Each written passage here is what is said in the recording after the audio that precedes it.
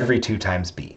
Okay, so I've got some glorious FTIR gas phase spectra. These were all generated in Chem 363 from various PChem students. So here they are, Marcos, Micah, and Will. So 2015 was a great year for the Schlenk line. It was just working spectacularly. Those of you in lab will know what I'm talking about. In 2021, the Schlenk line has not been working spectacularly. So let's talk about what we see. So first example, HCl. Okay, and we'll just back up here for a second and keep in mind, oops, where'd we go? I lost track. So P, Q, and R. Okay, so the Q branch appears right in the middle. The P branch is J minus 1, and the R branch is J plus 1.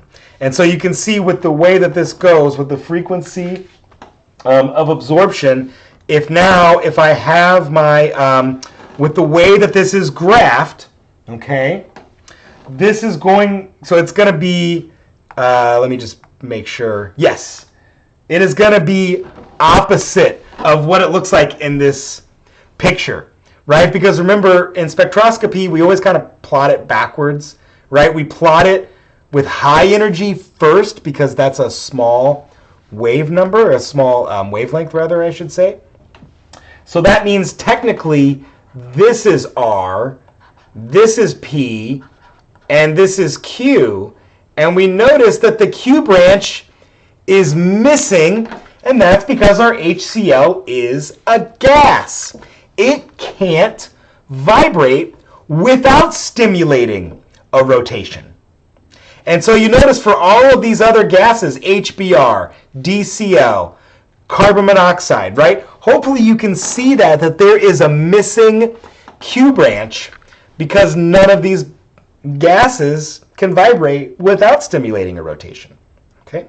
And so if we just keep pointing out some features here, so these are definitely spaced every 2 times B, but there's some really cool actual real molecular effects going on here that we talked about with that anharmonicity, and that's exactly what you're going to do in your Spec 2 assignment. You're going to digest data like this in a worksheet that gives you direction that's going to help you explore those anharmonicity effects. There's also another feature that I want to point out here, and you notice in the HCl, I'll circle this one for example, it's a doublet. So I'll zoom in on that. And so if I were to zoom in on that peak, we would see one big one right here and one little one right here. And hopefully you can tell each one of these J transitions has that doublet. So what is going on with the doublet there? Well, remember, HCl, and specifically chlorine, is made up of chlorine 37 and chlorine 35. So the larger peak corresponds to H35Cl because the chlorine 35 is more abundant than chlorine 37. And so that little peak is H37Cl. Okay?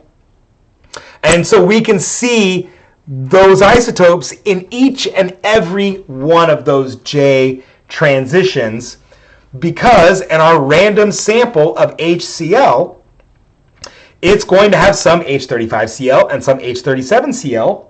Both have similar cross sections. So both appear in the same region of the spectrum, right? However, we can see that because of the difference, because of the effective mass of the two, it does make those rotational and vibrational constants just slightly different. And what's really cool, here's the Dcl spectra. The isotope effect is really prevalent in Dcl. And that's due to the mass difference between a D35 chlorine and a D37 chlorine. And what's going on with this thing here is in the HCl situation, the mass difference between a hydrogen and a chlorine, be it a chlorine-35 or chlorine-37, is significant. That is a significant difference in mass. So it just looks like as if HCl is attached to some stationary wall and only the hydrogen is moving. Dcl, however, because the deuterium is twice the mass of the hydrogen, the reduced mass between these two does not work out this way. And in fact, the deuterium pulls the chlorine along with it. So the deuterium is actually massive enough that it can pull that chlorine. Okay? And so you can see it makes a huge difference in the actual energy levels here. So you notice our Q branch for HCl would be around, maybe 2870 or something like that. Okay? But now notice that our Dcl Q branch is actually around 2100. So what this means is because this Dcl is also pulling the chlorine and the chlorine pulls back on the Dcl, it has the effect of looking like a stiffer spring constant, all right, which is pretty cool. And so here you can see HBr, and HBr behaves pretty similarly as chlorine. We don't really see the isotope effect at all in HBr. There are bromine isotopes, right? There's H79Br and H81Br. However, the situation that I just described with HCl is even more present in HBr. So the reduced mass between an H79Br and an H81Br is insignificant. So you don't really see a separation of those isotopes like you do in these two scenarios. Okay? And of course, here's our carbon monoxide. And the most noteworthy thing of pointing out here is the B values. So here you can see that remember, the spacing between each one of those peaks is 2 times B.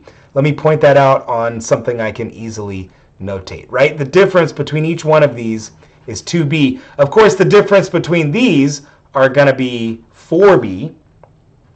But now what you can see, or hopefully you can see this, the rotational constant for carbon monoxide is much smaller than the rotational constant for HCl. And that's due to the length of the bond. Okay? So all this is really cool stuff. I'm going to end it there because I've been talking quite a while. I hope the students in 363 can make some beautiful looking rotational spectra. Actually, these are Ro-Vibrational spectra. So there's both the confluence of rotations and vibrations going on in these spectra. And these are really pretty to look at, really fun to analyze. And this is, like I said, what you're going to be getting into in Spec 2. Okay. I'm going to end it there, folks. Have a good one.